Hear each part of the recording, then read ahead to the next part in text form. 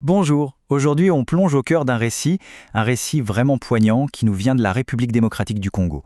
C'est l'histoire de comment toute une série de petites décisions, de malentendus et des pressions de la vie de tous les jours peuvent s'additionner jusqu'à provoquer une véritable catastrophe. C'est parti.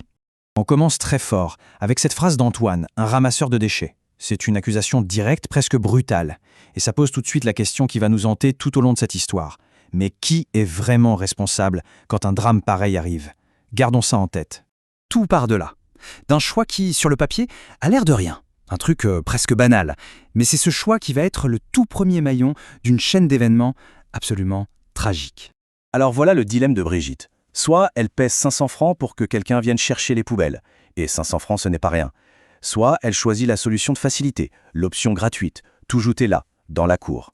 C'est un calcul purement économique, on peut le comprendre.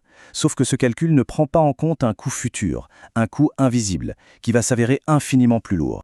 Et forcément, les déchets qui s'entassent, eh bien, ça attire les moustiques. Mais regardez la réaction de la communauté, incarnée ici par Rafo, la voisine. Pour elle, la cause n'est pas logique, elle n'est pas sanitaire, non, c'est forcément un sorcier. Et c'est là qu'on voit le premier grand problème s'installer, la désinformation.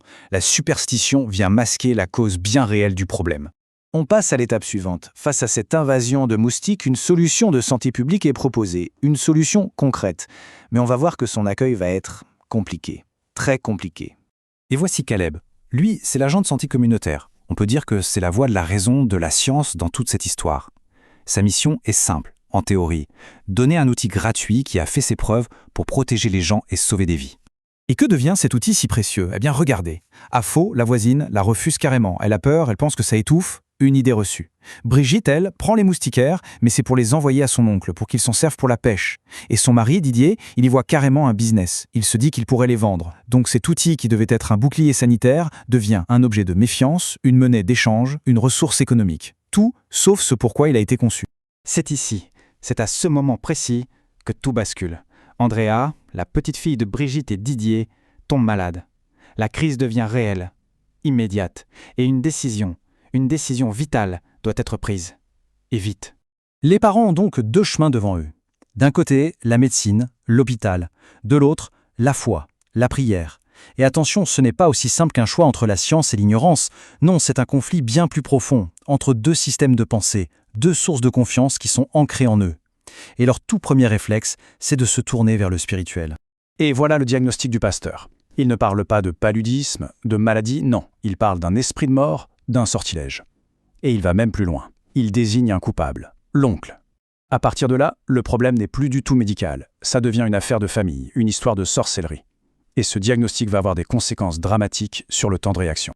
Cette chronologie est terrible parce qu'elle montre très clairement l'impact de ce retard. Chaque étape, c'est du temps vital qui s'écoule.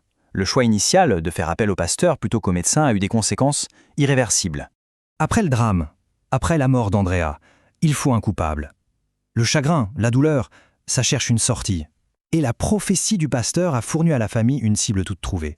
Didier, le père anéanti, va directement voir l'oncle Alidor. Pour lui, il n'y a pas d'autre explication.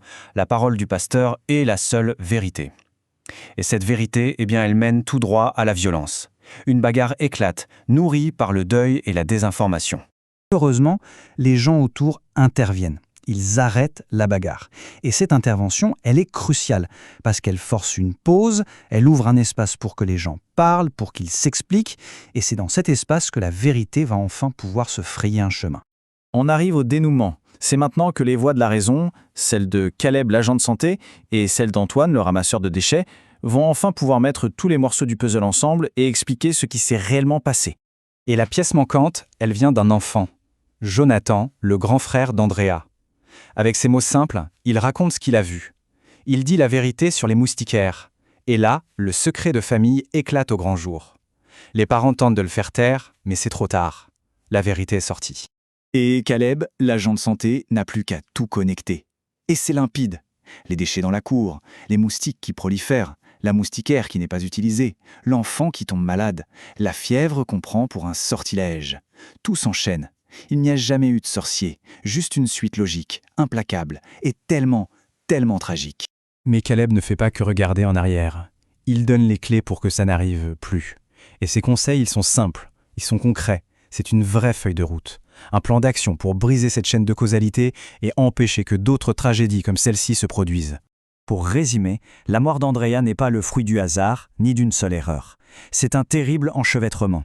Il y a la pauvreté, qui force à prendre des décisions dangereuses à court terme.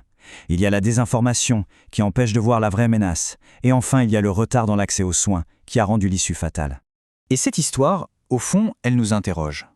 Elle nous force à réfléchir à toutes ces chaînes d'événements invisibles, qu'ils soient économiques, sociaux ou culturels, qui, sans qu'on s'en rende toujours compte, façonnent nos propres décisions et notre propre santé. C'est une question qui, je pense, mérite vraiment qu'on s'y arrête.